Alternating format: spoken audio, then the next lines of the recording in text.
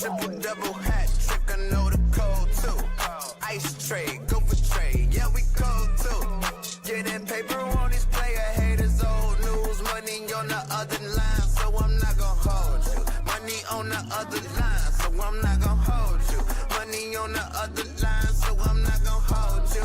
Money on the other line, so I'm not gonna hold you. Money on the other line, so I'm not gonna hold. My agent just said we made 100 flat. Make it back and make it stack, this like no Steven Jack. Put my rings up in the camera like I needed that. Up in the air and at the rim is where I meet them at.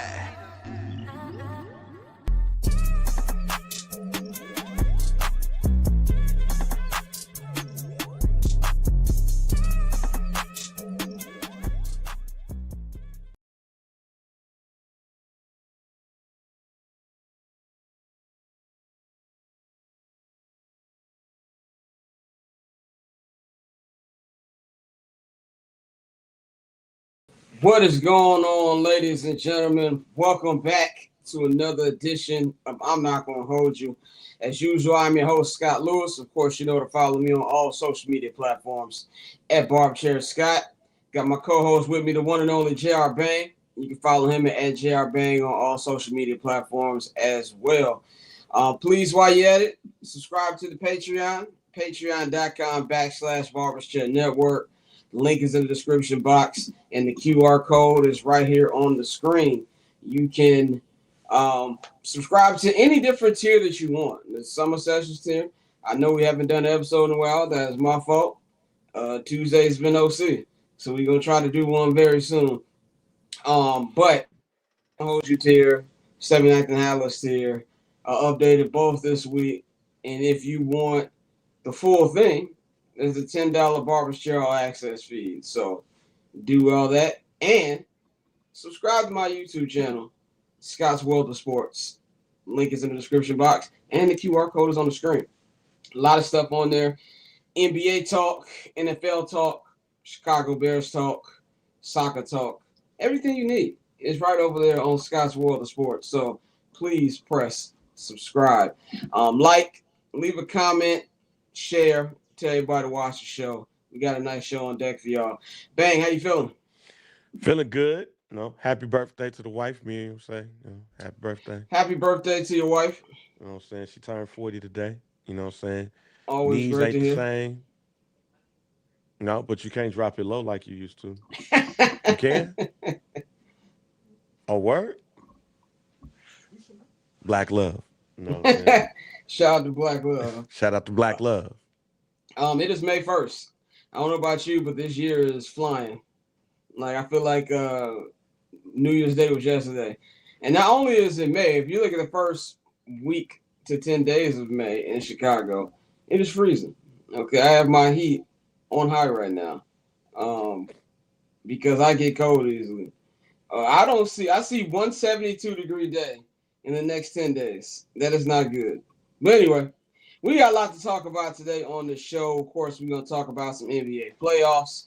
We'll talk about the Knicks dusting off the Atlanta Hawks last night, the Minnesota Timberwolves advancing to the second round, beating the Denver Nuggets for the second time in 3 years. They will be taking on Wemby and the San Antonio Spurs. We'll talk about the 3 Game 6s tonight and figure out just how many Game 7s will we have this weekend. We already got one going on tomorrow night in Boston between the Celtics and the 76ers.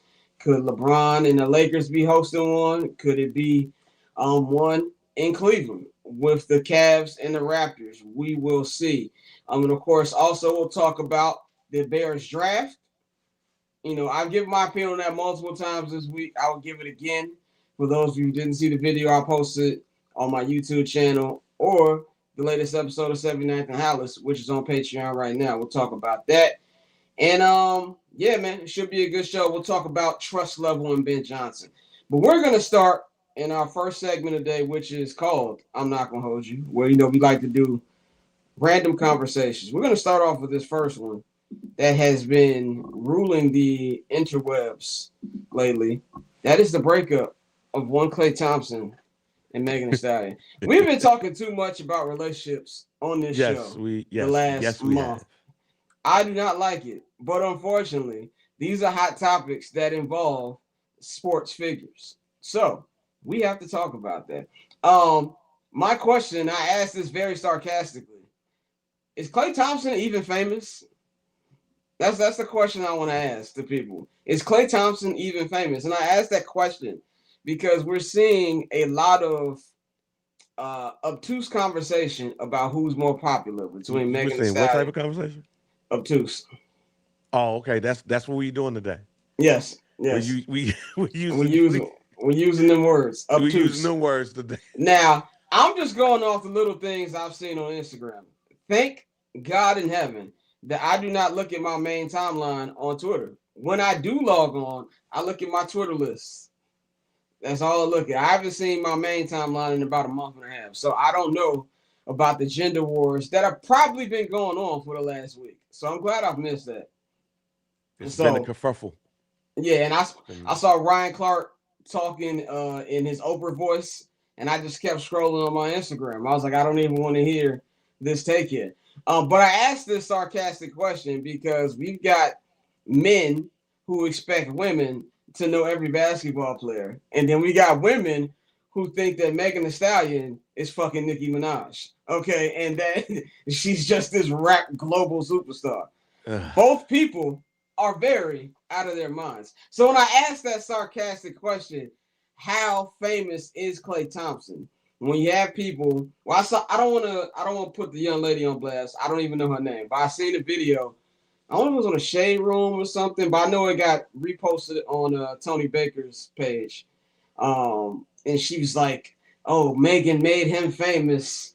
You know, social currency is currency." I'm like, see, this is why we don't listen to Black Brits. Y'all only got one sport out there, so I can't shame you for not knowing about other sports. All y'all watching soccer out there, as much as I love that sport, the European mind cannot comprehend watching four sports at one time. They just can't comprehend that. So of course you don't know who Klay Thompson is. But at the same time, I do understand women who didn't know who Klay Thompson was before Megan Thee Stallion started dating him. I do think the fascination with Megan is very interesting. I'm not going to go into full summer sessions detail that I would like to on this program. But what I will say is very interesting to me because it's not like she's like a Nicki Minaj or a Little Kim or even Cardi B. As far as we're just talking about dropping massive records, if we just talking about from that perspective, I think a lot of the I don't want to call it hype. I'm trying to put this in the most respectful way. Most love that she gets, I think, is from extracurricular activity and not anything to do with the music. Which I think is a lot of artists like that. I think Sweetie's the same way. Can you name a Sweetie song? Somebody put a gun in your head. Name a Sweetie song. You can't name it. um, Exactly. You be dead. Pow. It's over. You ain't even got time to think. And that's no disrespect to these people. I'm just saying it could be the same way. The same way you don't know that Klay Thompson is a three-time. Oh shit. 4 times. 4 times. Four-time NBA champion. Don't see My thing is gone. I'm gonna let you go. I'm having technical see Klay difficulties. Thompson already had to tell somebody, yo, I'm a 4 time. Okay, let me phone a friend. All right. Miriam, do you know who Klay Thompson is? Who is Klay Thompson? He's a basketball player. Klay Thompson plays for what team? Well, played for what team? Jeez, my wife is trying to remember what team he used to play on.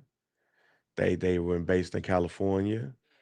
Um, Golden State. There we go.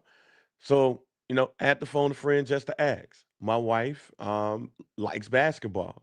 She know who Steph Curry is. She know who Klay Thompson is. I don't expect every woman in the world, however, to know who that is. See, it's funny because me and my wife was having a conversation, brief part of this conversation earlier in the day about black famous people. So Frankie Beverly came up, and Frankie Beverly might be the most famous black famous person in the world when it comes to black people. Like everybody that's a certain age and black knows who Frankie Beverly is. Now these little kids might not, but people my age, a little bit younger, all the OGs know who Frankie Beverly is. But white people don't know who Frankie Beverly is, right? So when it comes to this, basketball aficionados know who Klay Thompson is. But when you think about the big three for the Golden State Warriors, you first talk about Stephen Curry. And after that, for various reasons, you talk about Draymond Green. You might not necessarily talk about Klay Thompson, but we should talk about Klay Thompson, especially from a pop culture standpoint, because the roster that Klay Thompson has amassed while he's been in the NBA of the women he's dated is up there. So I am not shocked or surprised that a woman who's not an avid sports person don't know who Klay Thompson is, and their introduction to Klay Thompson is probably through Megan Thee Stallion. I can understand that. I could get that. Because he was third out of the Splash Brothers. Well, second out of the Splash Brothers and third in the big three. You didn't necessarily see him on huge commercials. You didn't necessarily see him in movies or anything like that. So I could get it and totally understand when somebody says, I don't know who Klay Thompson is, and I did not know him before Megan Thee Stallion. On the flip side, there's a lot of hardcore sports people who don't know who Megan Thee Stallion is. They might see a video and see somebody twerking and say, oh, that's who that was? I never knew her name. But there's a lot of people that's out there too. So multiple things could be right at the same time. But when then you look at the amount of accolades amassed, you got Klay Thompson that's a four-time NBA champion, a multiple-time All-Star.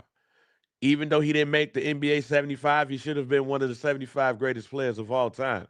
He scored 60 points without dribbling the ball or like dribbling it three times. He's one of the greatest shooters of all time. All that tells me is even though you have all of those accolades, you are sports famous. You might not be casual fan famous, but you are sports famous. And people got to understand there's a difference between being sports famous and being casual famous.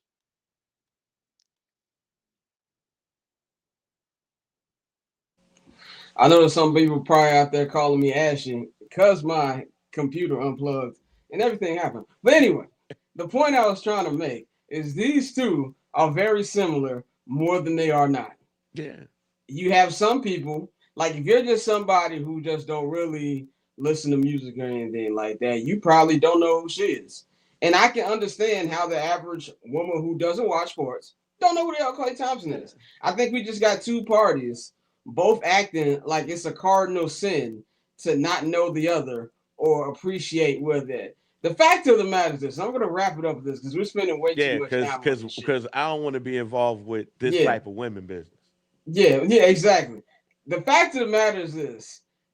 Stop comparing yourself to celebrities. Okay, that's the point I really want to drive in. Who gives a shit that they broke up? I don't care. Okay, I don't care what a multimillionaire athlete did. I don't care what how it looked on Instagram. I don't know these people. Okay, I met Klay once. I don't know him. I've never met Meg. I don't care. I All right. met Meg once. Nice Okay, girl. you met Meg, I met Klay. I do not care. But since this involves an athlete, we got to talk about it. But that's all I had to say. That both parties are being obtuse for no reason, just Man, having a that he back and using forth obtuse gender. in Like these you know what I'm saying? conversations. What Like are we who doing cares, here? bro? What are we doing here with this word of the day using The obtuse word of the conversation? day is obtuse. I actually use that word a lot because if you're on social media, that's what people are. I've Like never. That is outside of school. I have never used the word obtuse. this is good too. We need to normalize calling people losers again. Yeah, we Yeah. need to say we need to normalize Bring calling shame people back. losers. We need to bring shame back. We need to bring clowning back. Equal Yeah. opportunity Yeah. Most of slurs. most of you men will never date a woman like her, and mostly women will never date a millionaire like him. Let's wrap this shit up. All right, Yeah, let's Clay's move on. high on the boat right now, ladies and gentlemen. High on a boat, He's high enjoying his on the boat. money. Who cares, bro? Like, let's just keep moving. Anyway, I want to move on to the next topic we got on here, man. And it's the last thing I'm gonna say about this Vrabel Rusini thing. But I gotta say, I'm kind of every week is just something funnier. It's like the gift that keeps on giving. She made a playlist for this dude when they were on a 4-game losing streak when he was with the Titans. Now here's a question I got. It really got nothing to do with Rusini. We're hearing these reports from Ian Rappaport, Adam Schefter, that he's been walking around the Patriots facility like a zombie. And he's really not been there. Obviously, he's going through a lot. My question is this. What are the chances you putting in when week one start, he's not on the sideline for the Patriots? Because if you look about other coaches with things like this, they've usually gotten clipped. What's your opinion on do you think he'll still be here week There's one? no chance that Mike Vrabel will not be the coach of the New England Patriots. There's not a chance that that this is going to happen. I'm gonna say this again, as I said last week. This is not a journalistic conversation anymore. This is a marital conversation. And if you're going through things with your mate, you're probably going to be walking around like a zombie. Like, damn, this is some wild shit. Especially with what he's being accused of, reportedly, allegedly, what he's being accused of. He is dealing with a situation where he's having huge marital problems. He also got kids. So his business is out there.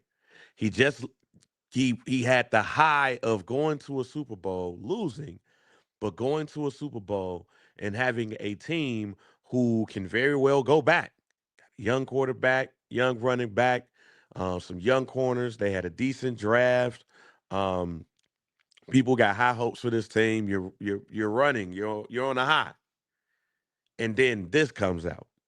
And at first, it seems like when it's first presented, it is presented as Mike Vrabel and a woman. The Diana Rossini part, that actually took some of the weight off because she ended up being the story. But the more things come out, the more you like, this is not a journalistic conversation anymore. This is a family conversation. And he is going to be that until things get rectified. The question is it getting in the way of him being a head coach? That is the question. And until somebody says that is getting in the way of his planning, if that's getting in the way of his decision making, then that is when you start looking crazy. But yeah, he's probably gonna be he gonna be walking around there looking like a zombie, like somebody stole his cat until he get on the practice field and it's like, all right, guys, let's clap it up. Let's go ahead and get in formation and all of that stuff. Football players have an eerie way of being able to turn off the noise when they're on the field, and he's going to be able to do that. But when he gets off the field, and either he goes home to his wife, or he goes to the hotel and Boston that he's staying at while he gets over these things. Either way it go, this is a marital issue. This is not a journalistic issue. This is not affect the team issue. This is none of that. He is a man that is going through it right now with his wife, and any man that loves his wife, if there's anything that's going on, he's going to feel that. He needs to apologize. He needs to do all of the stuff he needs to do, and he needs to have you said obtuse. He needs to have a mea culpa when it comes to his wife about everything that has happened and anything that might come out, because that's why he's looking like a zombie, because every time he thinks he has it under control, now they in a casino in Mississippi. They in a bar in New York with a kiss. They got this and that and this and that. That's when you have that issue. So it's mea culpa time, fam.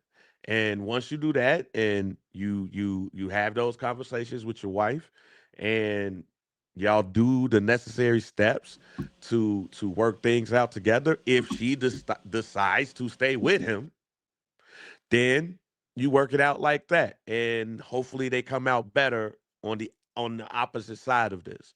So yeah, this is no longer a sports story. This is not an entertainment story. This here is a family matter, and a family matter is not going to be the reason why he is. The family matter is not going to keep him from doing that unless he decides to say, "Hey, I need to take a week," and we are weeks away from that. I'm gonna give the way shorter answer. I'm gonna put it at 25%. I'm monitoring the situation because I believe that Ian Rappaport and Adam Schefter are saying this for some type of reason. That don't mean he's not gonna be there, but I'm monitoring it. I'm Hey, monitoring it very closely. to to tackle that, I think if you're going in the direction that I think you're going, if that is the case, it is probably more likelier than not that forget if he's going to be there week 1, if he's going to be there all season. Yeah. Like this ain't going to be no I'm going to take 4 weeks off. No. You're in or you're out. Oh Go yeah, that's what fix I it. mean. I don't mean him taking a break. I mean like him stepping down or some shit like Oh, that. you talking about it like that. Yeah, that's what I mean. I ain't talking about like a Oh, season break or oh, nothing. oh, if it's like that, okay, the way you phrase the question sound like that. Oh, Oh, that's my if fault. that's the case, it's 50-50. Oh, Oh, okay. okay. Now we're Okay, talking. there we go. No, Now we're to talking. make it a short answer, this is 50-50. Because when it Yeah. comes to family, it's a little bit different. You got daughters, you got a wife, you got family, you got all of those things. And sometimes because of why he found himself in this position, yo, you might got to step away from it. Yeah. It's gonna be interesting. All right, we're gonna close up this segment with something I thought about the other day. In my hater bag, I was like, when the Lakers lost game 4 and 5, I was like, man, if LeBron becomes the first dude to blow a 0-3 lead, that's the final. That's the chef's kiss to my 23 years as a hater. And I don't even really even hate LeBron anymore, but I feel like that'd be the great swan song. Like I don't think it's gonna happen, but I was like, that would it kind of intrigues me a little bit. Like I add a little more to my slander box. So that made me want to ask the question: who is on your sports athlete hated the most Mount Rushmore? Now I have my four. Do you want me to go first, or you want to Yeah, go? so I could get an idea of what Okay. this list looked like, and then I could First form mine. ballot. I do not like this man as a human being. Fuck sports. I just don't like him as a human being. Aaron Rodgers. He has the Ah, first okay. head on the I see Mount where you're Rushmore. going. I got my list. LeBron James is number two on that list. I'm putting LeBron James head right next to Aaron Rodgers. Number three is somebody who actually played for one of my teams. I'm putting Peanut Tillman at number three. I can't stand Peanut Tillman. He is one of the most overrated cornerbacks of all time. When Bears fans say he should be in the Hall of Fame, I'm like, do you watch football? They're like, oh, he invented the peanut punch. He should be in there. Yeah, his jersey, like they should have a picture of him punching the ball out. You know how you have like a rookie. It's like, oh, this is the first time rookie has thrown 3 touchdowns in NFL history, some shit like that. And they take his jersey and they put it in the hallway of the Hall of Fame. Like, yeah, maybe you take a picture of him, peanut punch, first peanut punch, and then put his jersey in there. He should never have a Canton ceremony. If that's the case, we need to just redo the Hall of Fame. And then number four, who I am putting on this list, is also somebody who used to be. Actually, no, I'm gonna take that back. I was gonna put Chris Conte on it. No, Randall Cobb is on this list. Oh wow, I Randall thought Chris Cobb Conti was gonna is be on the number list. four because nobody outside of Aaron Rodgers has brought me more pain as a Chicago Bears fan. So that's my four. I actually have a longer list because I am a hater, but those are the four that I would put on the Mount Rushmore. Aaron Rodgers is number one on my Number one with a hate bullet. list. He's number one with a bullet, followed by Brett Favre. I hate them both. Okay. Like I hate them both. Like those are two people that if I were to see them out and everybody's like, "Yo, look who that is. That's Aaron Rodgers. That is Brett Favre." I'd be like, "So?" Like, man, I fuck dude. would like fuck dude. I wouldn't even ask for an autograph. Like they'd walk up to me and shake that and ask, extend their hand out, and I wouldn't even shake their hand. I'd just be like, "Hey, how's it going?" Um, Third on the list is Chris Conti. I hate dude. Sorry. Just like you hate Randall Cobb, I hate Chris Conti for a Yeah, Chris reason. But Conti was gonna make it, but I didn't want to put two players who played on my team oh yeah, on the nah, I list. feel you though. But Chris Conti's on mine. Number four, man. Number four, Hulk Hogan. I've always like just so everybody Okay. knows, Since day one, you've hated Hulk Hogan. I understand now why I like Macho Man more than Hulk Hogan. And going back and doing a rewatch of WWF superstars in 86, 87, 88, 89. Macho Man was on that joint every goddamn day. He's like the all-time leader in appearances on WWF Superstars. When he was champion and when he was not champion. Hulk Hogan had just come up there with the little interview with Brother Love or some shit like that. Like, but it was always Hulk Hogan. I hate Hulk Hogan to the point where if you listen to First Black Champ right behind me, right here on this network, I have a segment that everybody I had a segment that everybody knows that Hulk Hogan has been a heel since 1987. He has been a heel. He has been a heel since Andre the Giant, and even a little bit before that with Paul Orndorff. Real quickly, Paul Orndorff wanted to be this man's friend. Hulk Hogan was out here working out and kicking it while Paul Orndorff was getting his butt whooped. Then Paul Orndorff was like, I'm just going to go get Bobby the Brain Heenan as my manager. He didn't give Andre the Giant a title shot when he asked for it because he was like, yo, I'm you the homie. Give me a title shot. I'm undefeated for 15 years. Hulk Hogan was like, no, you the homie. I ain't about to do that. So now I got to go to Bobby the Brain Heenan.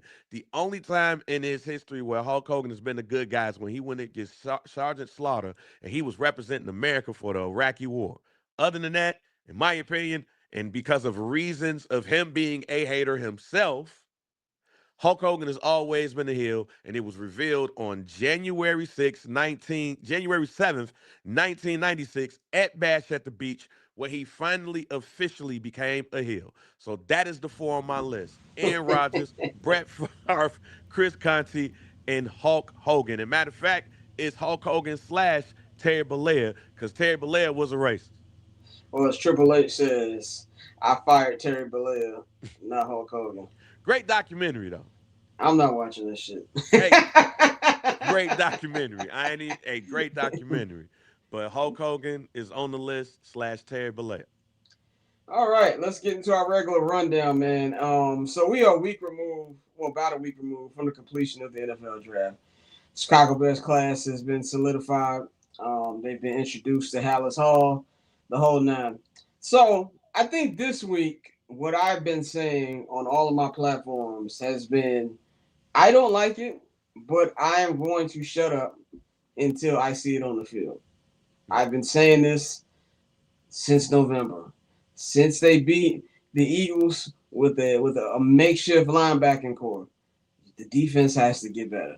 I've been banging this drum for months now. So this is not just something I'm just saying now. People want to call me a doomer and I'm negative, which is funny because I'm a very optimistic sports fan, and that's why I get mad so much with my teams because I have that optimism. Um, but I think this all comes down to, do you trust Ben Johnson's vision for this? Because it's very clearly Ben Johnson's vision. Now, I'm not going to be one of those people that when it's a good pick, it was Ben Johnson, and when it was a bad pick, it was Ryan Poles. I'm not going to do that to him. They are both in this together, but I definitely believe that Ben Johnson is the one driving the boat and telling Poles, this is the type of player I want. This is the vision I got for this team. This is how I wanted to go. And Poles just presses the button. Now, I do believe Poles gives us his input, but if Ben Johnson don't want somebody, they're not getting drafted or they're not getting signed or they're not getting traded for. And my brother said on 7 Night at the Hallis that he does not trust Ben Johnson, and he damn sure don't trust Ryan Poles. He said, I'm not trusting a head coach who had one successful year. You got to do a little bit more to gain my trust. And I'm kind of with that. I don't want to say that I don't trust Ben Johnson, but I also don't want to say that I do trust Ben Johnson. I'm kind of somewhere in the middle. There's a little gray area right there of how I feel about that because I do believe this season we're going to find out just how good of a head coach Ben Johnson really is because all the surprises are gone. People know what they expect from you, not just as a play caller, but as a head coach. Are you going to be able to take this offense and make it more consistent next year? If you're going to roll with this defensive plan that I personally think is stupid, this better be a top 10 offense at the absolute worst next season. So, not judging it off the players themselves, because we're just going off player to player, what skills they bring to the table and what potential they could reach. I think it was a fine draft if we're just going off the players and not need or what they bring to the team. The vision is what I have a problem with. So, Bang, I ask you, do you trust Ben Johnson, and what's your overall thoughts on the draft process? So I'm glad that we waited to have this conversation about, you know, a couple of days after the draft. I do trust Ben Johnson.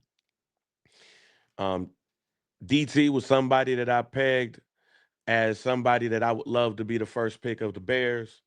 As I talked about last week, the only reason why I swayed from that was Mikey. But I was glad that we got the safety from Oregon as our number one pick.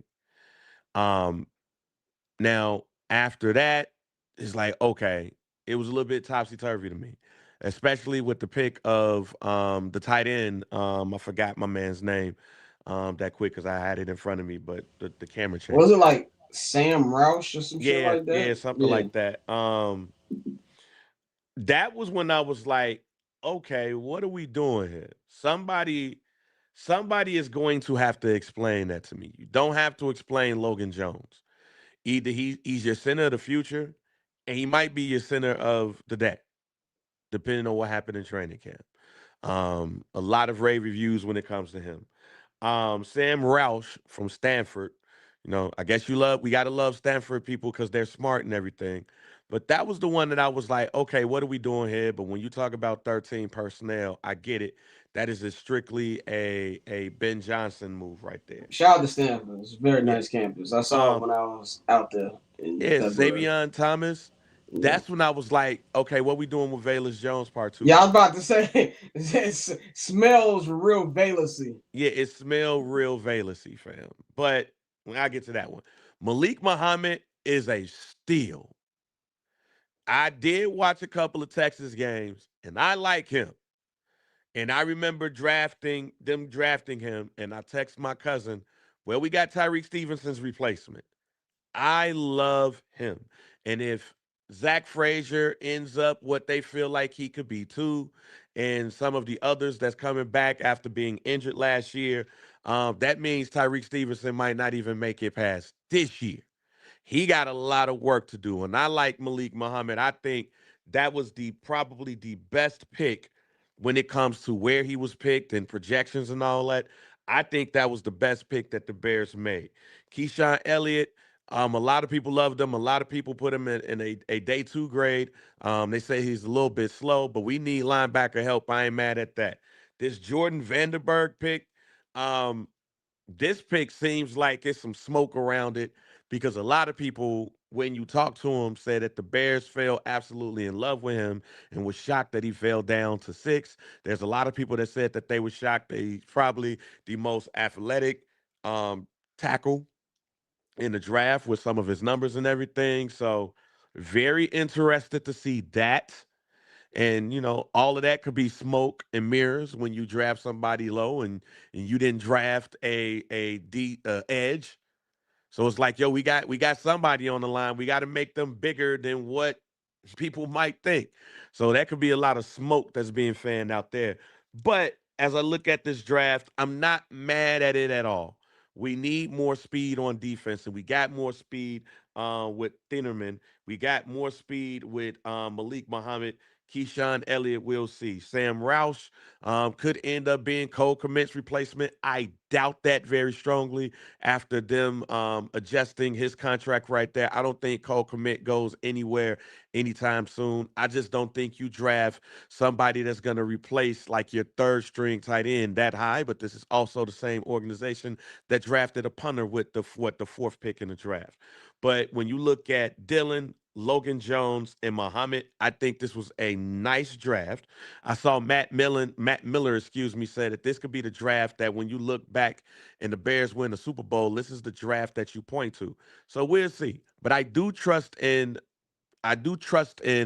Johnson. I trust in Poles as well because the only thing that I could think of after the draft is I can't think of us drafting low or high all the time.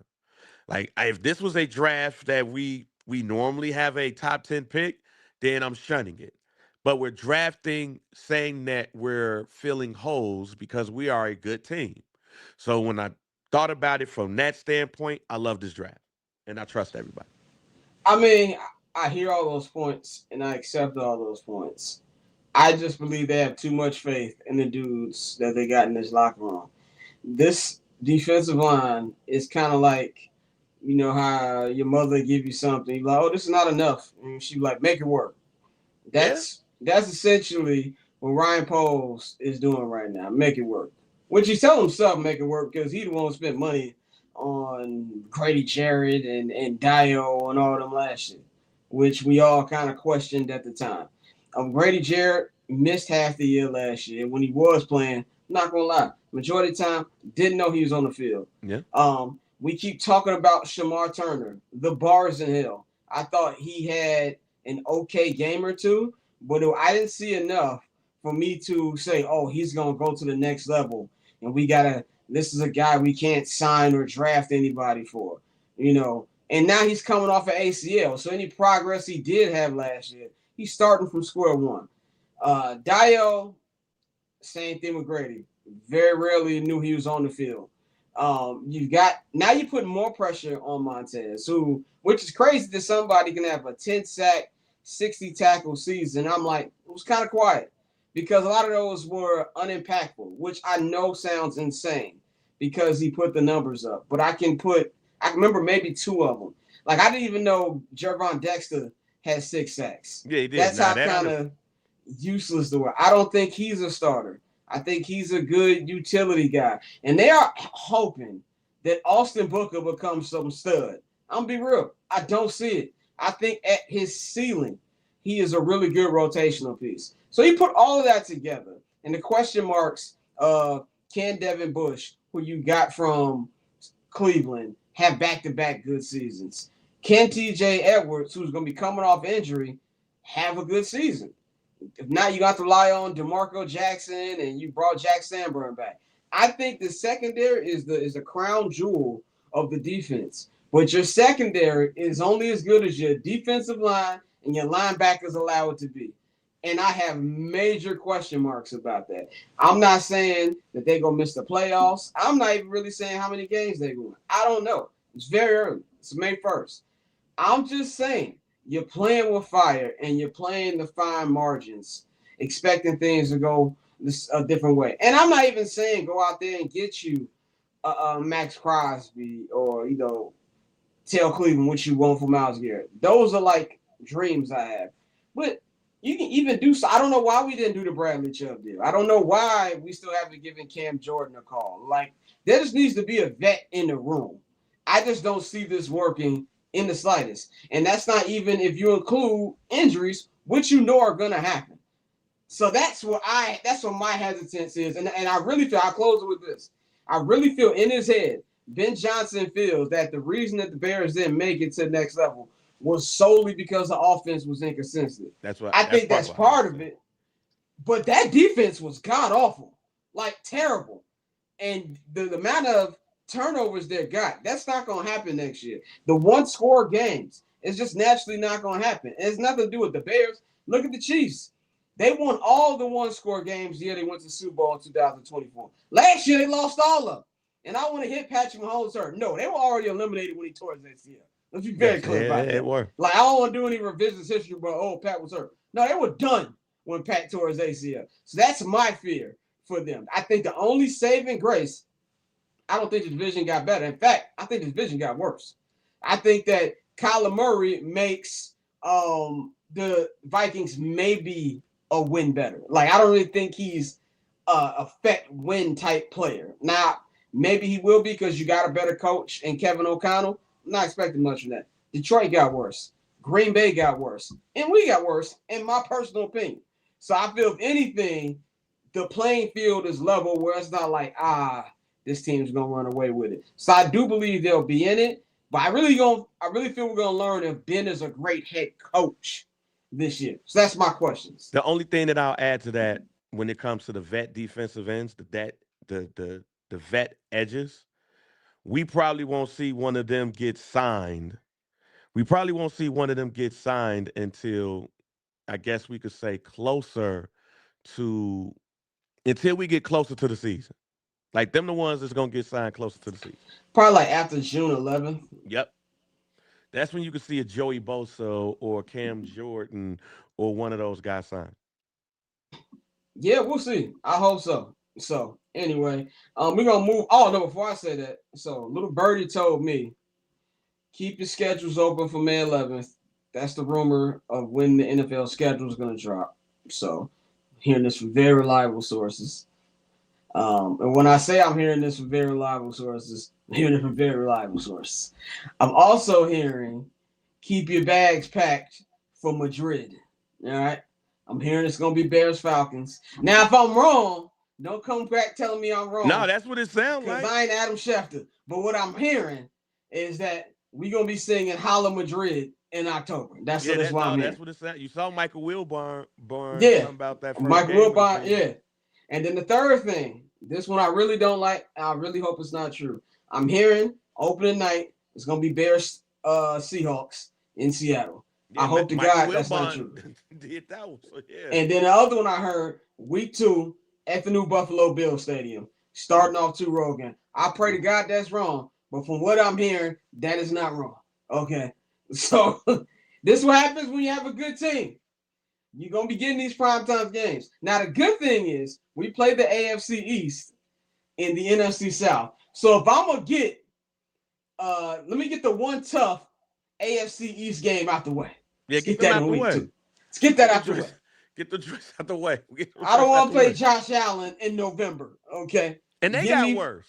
Yeah, and they got worse. Even though I fear a DJ Moore revenge game. I really do. Like, I don't. Like, that Seattle game, I was scared to play Seattle. I did not mind losing to the Rams because I was like, Seattle going to whoop our ass. I don't know. I was mad about that game for 2 weeks. In fact, I got madder when I got the Super Bowl. I mean, yeah, but that Seattle game, I'm going to tell you right now, final score, 33-17. Don't even turn the game on. Like, that's what it's going to be like. 33-17. Don't even turn the game on. Hey, that's how I feel. Hey, look, that game, I was like, I don't know. But that Buffalo game, yeah, I am confident we're going to be in that one. That team ain't get better at all. And they got Joe Brady as their head coach now? They do. Yeah, I forgot they got rid of Dermot. I ain't that worried. They said Mbappe on Soccer for Dummies. That would be amazing. He really can't speak that much English, but that would be great. I really do hope Madrid have a match that week, because if I can, hit a matchup, that'd be fun. Anyway, let's move on to the NBA playoffs. Last night, we had 3 Game 6s. 2 of them ended in elimination. 1 advanced to a Game 7. With the Sixers beating the Celtics 106-93. I will get to my beef with the Boston Celtics in just a minute. We got to start with the New York Knicks, man. New York Knicks, got to give credit to them, man. They started down 2-1 in this series, won 3 in a row, dominant fashion. I really like how the Knicks legends travel. Like, it was kind of cool. Like, you see like the stadium pull up, and I saw Cat coming off the bus, and Patrick Ewing's like not that far behind him. I like how they have the alumni section over there at the Knicks, because that's just non-existent with the Bulls. But whatever, we're not gonna rant on them. But there was a point that this score was 72-22. Somebody needs to get fired. Like, have some shame. This is just Nasty, nasty work. Um, I I actually kind of feel watching how they ended this series and watching how the Celtics been playing the last couple games. I really like the Knicks' chances to get back. Oh yeah. Said not really that impressive. The Hawks or Chiefs. Nobody's that bad, and the Hawks have been actually Right. really good post All-Star game, and also they And had they a chose to play 2-1 the Knicks. series lead in And at this the end of the season, series. they was like, yo, we want to play the Knicks. Yeah, exactly. So I wouldn't say the Hawks are cheats. Like, let's not sit up here and act like they was getting their ass kicked the first couple games. They had the series lead. But I do feel like the Knicks have a good chance to get back to the East Conference Finals now because look like the Celtics doing the same shit they like to do, just chucking up threes and missing them. I said the Knicks had the most pressure. You said the Nuggets. We'll get to the Nuggets in just a minute. What do you think about what you saw from the Knicks in this series, and then as they wait to see who they face, Philly or Boston? It's not what I did not expect. I expected to see what I saw. I expected the Knicks to win. I expected things to go well. I expected people to be in a panic, but I got what I expected. It's what may not have been expected, which might put the Knicks in the NBA Finals. Look at the Pistons and the Magic. We did not expect the Pistons to be dumping the bed like they are. I'm not 100% shocked because I did say I thought the Pistons were a shaky number one seed. Yeah, but and the Magic had been in the playoffs for. I didn't think they'd be up 3-1 though. Right, we didn't think they would be up 3-1, 3-2, and the way they've been up 3-1, 3-2, like Jaden Duran has been nowhere to be found. So that's that piece. They are very shaky at this point. Cleveland and Toronto, okay, right? It ain't been nothing. It's been a better series than I thought, but it's still very much. If NBA TV was still showing playoff games, it'd be an NBA TV series. Bingo. And then when, as you said, the Boston Celtics chucking up threes and missing, and you got the well-rested Paul George, playing like Paul George should play. Joel Embiid coming back from what was that? What he had, an appendectomy surgery? I don't even know. He be inventing injuries. Who knows? But he comes back and he hella decent. Tyrese Maxey, VJ, hella decent. Did not expect this, especially when you get the health of Joel Embiid. Did not expect this at all. And I would not be shocked if the 76ers pull off the upset and defeat the Boston Celtics in 7 games. Now, with that being said, do they have enough to beat the Knicks is going to be the question. It's almost to the point where I can't believe I'm about to say this, but whoever wins this series versus the Knicks will be the team that goes to the NBA Finals out the East. Because I do not believe in the Cavaliers. I do not believe in the Magic or the Pistons. I don't believe in the Raptors. And with Brandon Ingram dealing with some injuries right now, that looks like that series is going to be over. It's going to, in order for me to change my mind, James Harden is going to have to show us that everything we know about him in the playoffs is now wrong. Funny. And I don't believe that until it happens. Look, man, when I don't even know what the phrase is. This is when the dog shows your stripes. I don't know. That's what it will be today. Like I don't look, Scott. I don't want to have to throw out the James Harden is the worst superstar video that I've been throwing out every time James Harden do some stupid shit for damn near 10 years. I love how people are having revisionist history on his MVP season. Like we weren't there. It was only 8 years ago. Like I remember them playoffs. All right, like let's stop doing it. James Harden is a really good regular season player. He just can't cut the mustard in the playoffs. And then he'll go to a team. He'll be there for a year. Then he wants to get a new contract. A team don't want to give him a new contract, and he finds his way to another team. That's the only reason he's in Cleveland right now. And here's the thing, Scott. I actually hope that looking at what I'm looking at right now, I actually hope that the Cleveland Cavaliers make it to the NBA Finals for not only James Harden's sake, but the fact that they ain't went to a finals without No, LeBron. This would be nobody a wants great to see story. that. I don't want to see Cleveland in the NBA I Finals. didn't say I want them to win it. The quickest way to get me fully into the World Cup is to put the Cleveland Cavaliers in the NBA Finals. All right. Like, I'm already hyped for the World Cup. I'll be watching group stage matches if the Cleveland Cavaliers make the NBA Finals. Nobody wants to see that. Donovan Mitchell is Dwayne Wade if Dwayne Wade had no talent. That's exactly well, can we stop with the comparison with them? I would say this about the Knicks. If I'm a Knicks fan right now, if I'm the Knicks, I'd be feeling good right now. Because the way the Celtics are playing, I feel confident that we can beat them again. Because the same way that they beat them last year, and I don't want to hear about the Tatum injury, because same thing I said with Patrick Mahomes. They had that series lead when Tatum tore his Achilles. Okay. What happened was they had multiple double-digit deficits, and because the Celtics like to just keep shooting threes that they're not good at, they let them back in there. That's how the Celtics have forced the Game 7. They did that twice. This series is supposed to be over.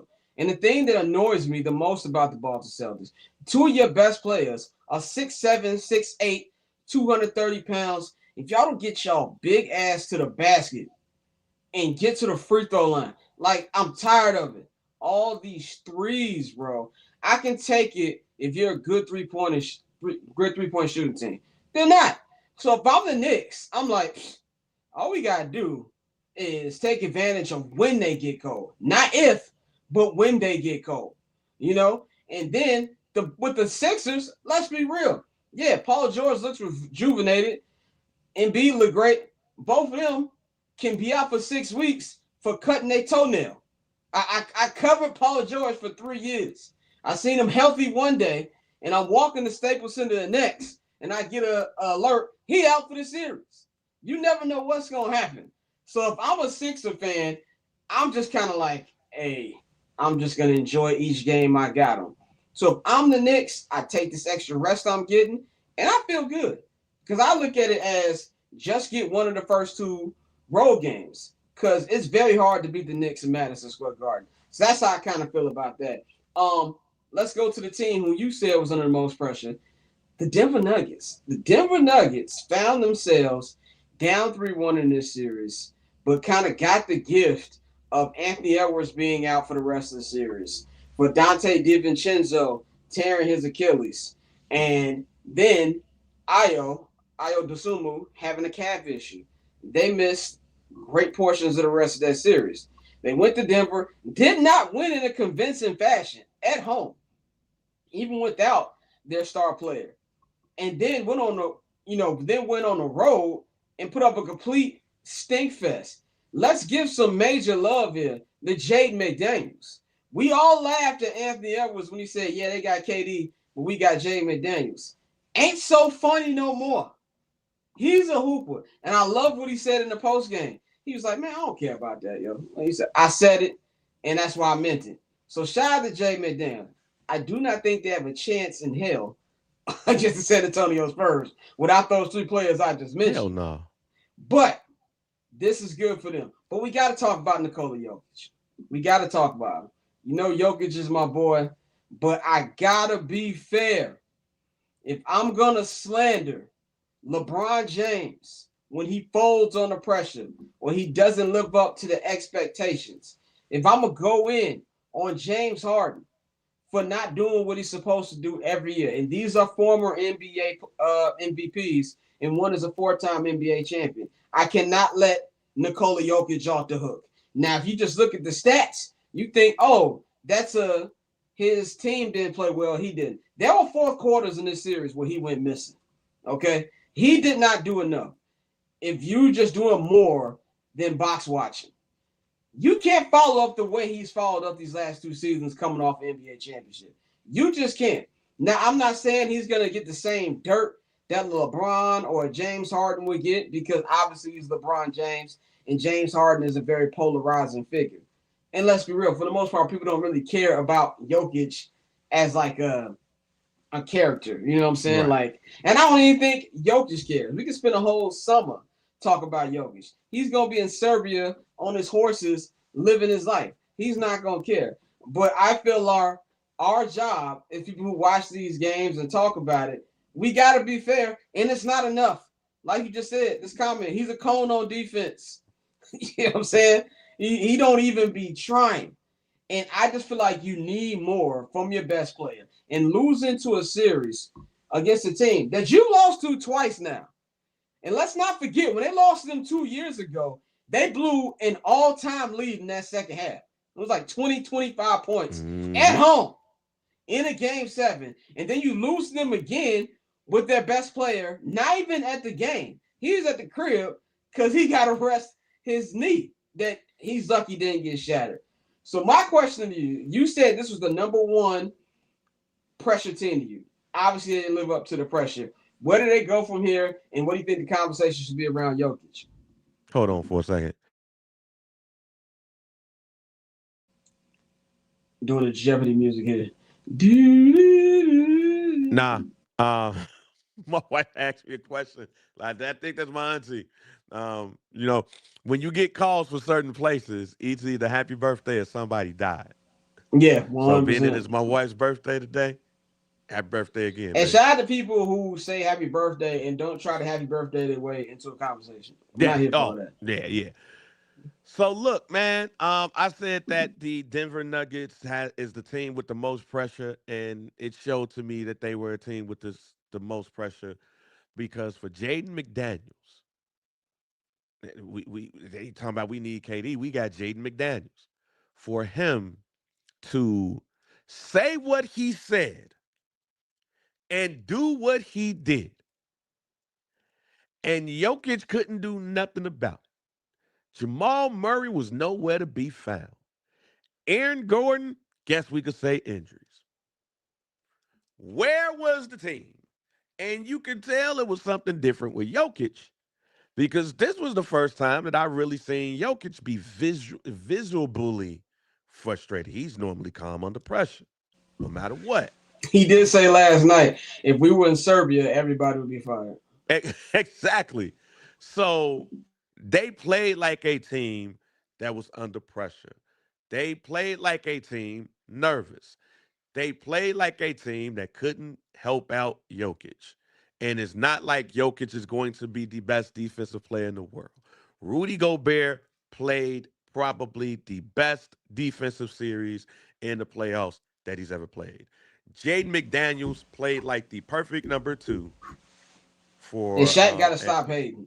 yeah, Shaq got to stop hating now. Give Rudy some love, man. Yeah, I've watched Shaq some love. my entire life, and there's 2 lies that Shaq likes to tell us. One, that he played defense, and 2, that he ever averaged 28 and 15 in the season. I'm sorry, it never happened. So we got, and this is also why I'm like, yo, we got to cool out with crowning people. Because it's one thing, if you want to say offensively and all of those things, as Jokic is a top 5 center, I'm not mad at that at all, but just don't go too far. And this don't happen for those type of people. And this is what happens when you crown people early, because then when they don't perform or their team loses in the first round and then lose to a team that is without their best player, who is probably a top 10 player in the NBA, to lose to a team that let Jaden Daniels beat you, nothing against Jaden Daniels, to lose to a team like that, hey man, Jokic is going. Oh, Jokic should get all of the heat. Because I'll tell you this: I was today years old finding out that Jokic has not beat a team that won 50 games in the playoffs. Oh, wow. I was today They years did old. beat that bubble Miami Heat team in the finals. That's who they played. Like when I saw this tweet and hearing people talk about how Jokic has never beaten a 50-win team in, I was like, wait a minute, what? I'm confused here. We doing what here? Wow. So when you add that, I'm not gonna say that their championship is fraudulent. I'm not gonna say that. Nah, I ain't gonna go that I'm far. not gonna go there. Yeah. What I am gonna say though is something that Kevin Garnett said Michael Jordan said to them, getting one is good, but that second one solidifies you. Jokic will never be as solidified as he wants or where we want him to be, or because he don't care. But Jokic will never be solidified by the media because he's not going to get that number two. Because he's not going to go nowhere else. He's not going to get that number two.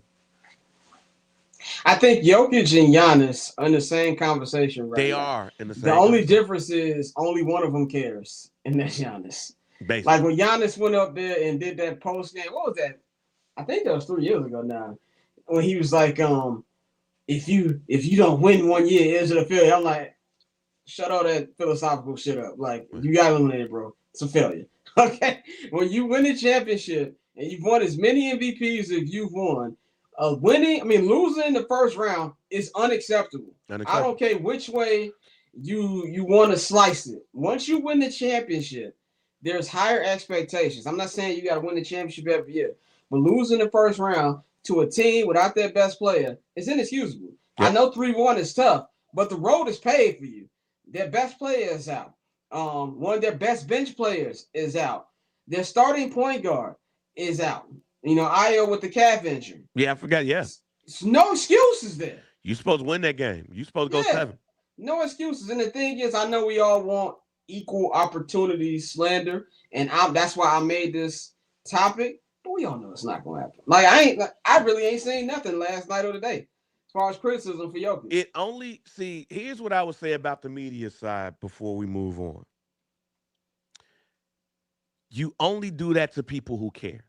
Yeah, Jokic you don't give a might shit. care, but he's not going to be the person that's in Jokic the is on a media. plane to Serbia right Right. He's now. going to go to Serbia. He's going to complain over some vodka. He's going to chill with the horses. He's going to be with his brothers and his family members talking in the language that we do not understand. And when he comes back to America, they're going to be like, yo, you want all of these MVPs, but you only got one championship. Like, why? What is your problem? And he's going to be like, hey, we just got to play better. That is not going to affect him in the way that it will affect Giannis, like it would affect others. So that only works with people that's going to give it back to you. Jokic is not. And that's why it will never be an equal opportunity because in order for it to be equal opportunity, the other person has to give you the emotion to care for that. Yeah, And that is just not going to happen. and I will say this too. As an Arsenal fan, we have the same owners as the Nuggets. So I want to say, take all that money you was gonna spend on the Nuggets and invest it in the club's attack this summer. Okay, because they don't deserve it. All right, you done paid Jamal Murray, you done paid all of them. Take your funding away from that team. All right, that's all I'm gonna say about that. But anyway, let's go to today's games. We got 3 game 6s tonight, kicking off in about an hour. Got Pistons and Magic in Orlando, Cleveland and Raptors in Toronto, and then Lakers and Rockets in Houston. I think we get one more game 7 this weekend. We've already got Sixers and Celtics tomorrow. I think Lakers Rockets is going 7. I do believe the Lakers will win game 7, but I think this is going to 7. LeBron looked a little older these last couple games. Charles Barkley said it too. The longer these series go on, when you're an older player, like we say, oh, he looks great for 41, which he does. But longer series don't benefit the older players, and I really feel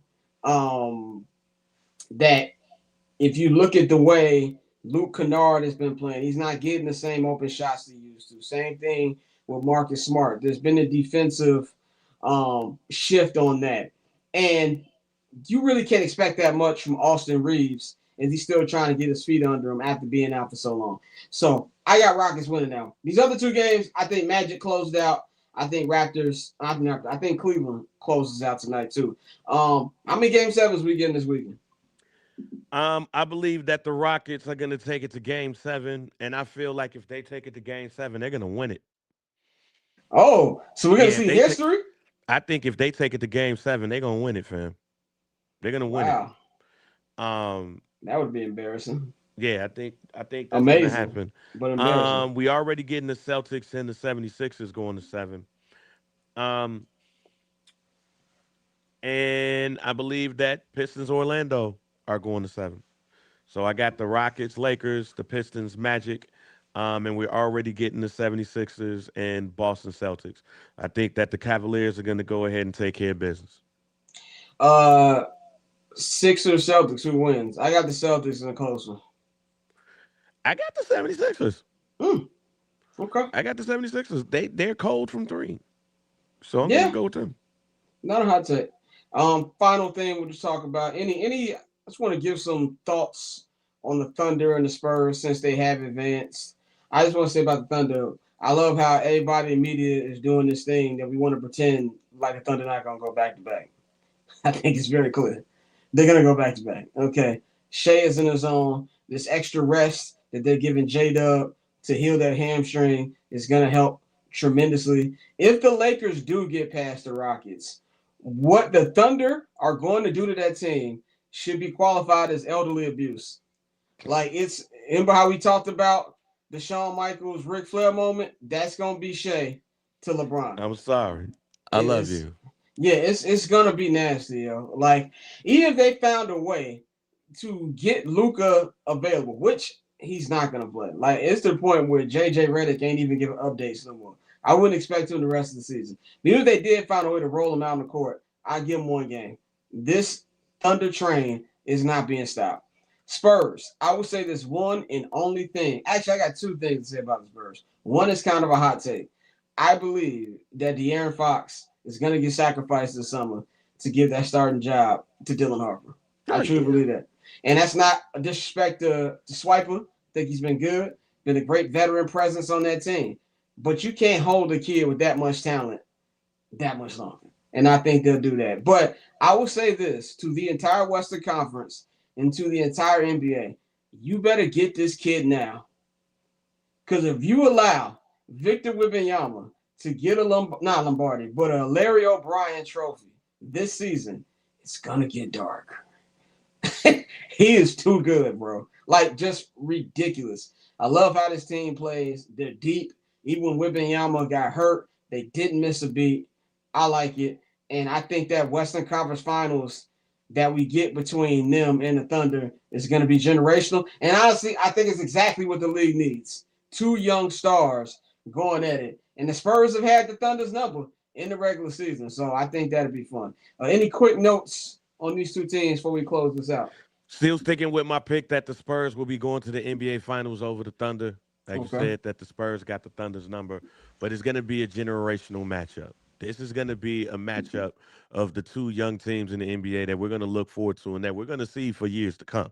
Um, I would love the Lakers to beat the Rockets and go up against the Thunder for the Ric Flair Shawn Michaels moment. I'm sorry, I love you. Because of this reason. It's the same reason that I told y'all last week about that changing of the guard. Change of the guard. You need to do That what the changing Thunder of the did to guard is Kobe. yeah, that changing of the guard is not going to be the Lakers losing to the Rockets. That kills the changing of the guard. The changing of the guard is the Lakers losing to the Oklahoma City Thunder, and that change going from LeBron to Shea. That's So, LeBron getting stripped by Lou Dort for the third time and Shea yelling, "Is this your king?" so, so I would love for the Lakers to win for those reasons. But all roads lead to the Spurs versus the Thunder, 1 versus 2, a 7-game matchup within these two teams. I am excited to see that, and that is in my opinion, um, that is the only way a team in the East could win is if those two teams tire themselves out when they go up against them in the finals. Yeah. So if I'm the Knicks, don't be too try hard. Get this shit out the way against the Celtics or the Nuggets. Same thing with the Celtics. Don't be too try hard no more. Get in, get your rest, and go ahead and go about your day. Because like you said, is, the Eastern Conference Finals ain't gonna be the Eastern Conference Finals. You're gonna be playing Cleveland or right. Orlando or Detroit. So I'm excited to get the Thunder versus the Spurs, 7 games. I'll be watching that. Let's get it. Yep. That's all we got for y'all today. A shorter show than usual, which these shows are gonna get shorter because the NBA playoffs, there's teams getting eliminated. We're past the NFL draft, so the NFL news is dwindling. So I hope Doncic is going to be on the team. So, I mean, all Laker fans are hoping. We haven't heard anything from JJ Redick. I don't expect him to be back, but who knows? We'll see. Like I said, even if he does play and they play the Thunder, that's one game.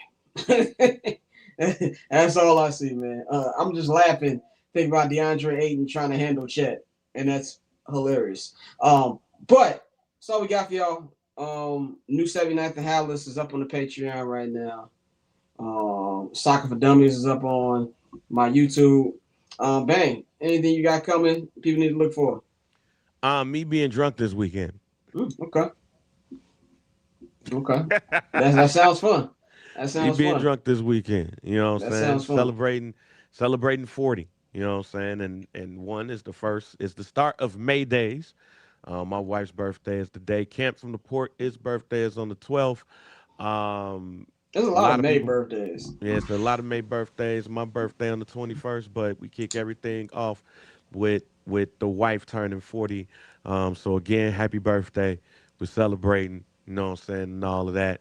And hey, you know, she's here with the old age, middle age, cricks in the knees, ankles waking up like, yo, what the hell is going on?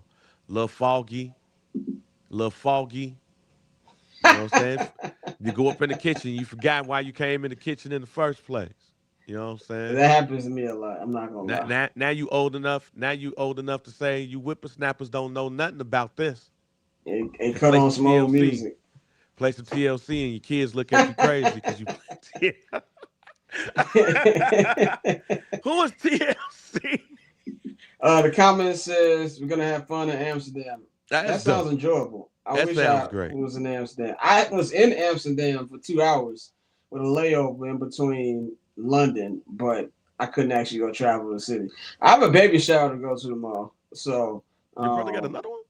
Yeah. Don't ask me why. I don't know. Ain't this like 3? Yeah, but I guess this is for the family here. They did the other one in Boston. I don't know. Just 2. I think it was 2. I don't know. I thought y'all already had it. I ain't been to one. That's messed up, Scott. I mean, I'm not. Okay, we're not gonna say that. Look, my point is, I will be in the corner with an iPad, not yelling. Hey man, but trying to figure out if 11, 22-year-olds are gonna ruin my weekend. Look, man, be a good uncle, fam. Yeah, I mean, the baby's not here yet. There's nothing for me to do, but eat cookies and yell expletives. You at my are really team. Larry David, fam. I am Larry David. That's some Larry. The baby's not here. There's nothing for me to do. I'm not playing diaper games.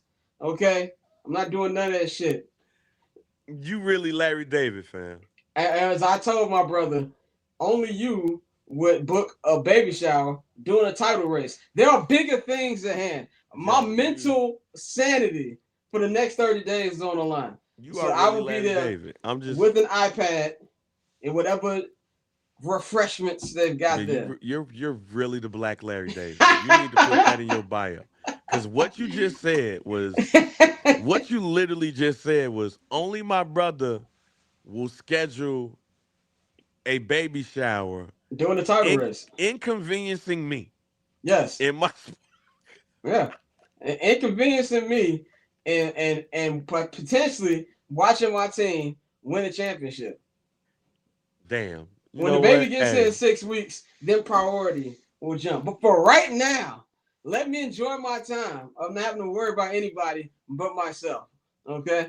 That's what I'm enjoying. So outside of that, it should be a good weekend. Let's hope. Because I don't want to be the dude for the next hour and a half of the baby shower and they ask me, what's wrong with you? Oh, nothing. I just let 11, 22-year-old millionaires ruin my weekend. Do she got family here? I think so. Oh. Come on now. How long have you known me? Okay. Answer that question. I'm just saying, I can only imagine if your team loses and somebody from the other family tries to speak to you. Oh, that's why I really hope they win tomorrow, man. I really do. Because I really don't want to be upset for it. Because at least when they lose, I get time to chill out. You know what I'm saying? They lose. I don't take team losses as hard as I used to. Like, I used to just ruin me. I used to be upset. Now, I have a drink, I chill out for a little bit, and tell myself life is bigger than sports. Like you didn't die because of this result. But if I'm out in public, oh, don't lose, and then somebody come over and say, hey man, how's it going? Hey man, what do you mean how's it going? We just lost at the 92nd minute and the title was on the line, okay? Like, and for those of you who have not watched soccer, I'll close this. Don't do it. I beg of you. There's no sport that will stress you more than this one. It's ridiculous. I cannot wait for this to be over. I got 30 more days, okay? I cannot wait for this over. Anyway, that's what I'm doing this weekend. And the worst thing is Pappy going to be there. So you know if they lose, he going to be laughing about how people going to be trying to talk to me when my team loses. All right? So that's going to be the fun thing. Anyway, say all to say this. Baby shower. Happy birthday to Bang's wife. Hope everybody have a good weekend. For those of y'all, you going to Amsterdam, enjoy your time there. And we'll holler at y'all next Friday, man. We up out of here on I'm Not Gonna Hold You.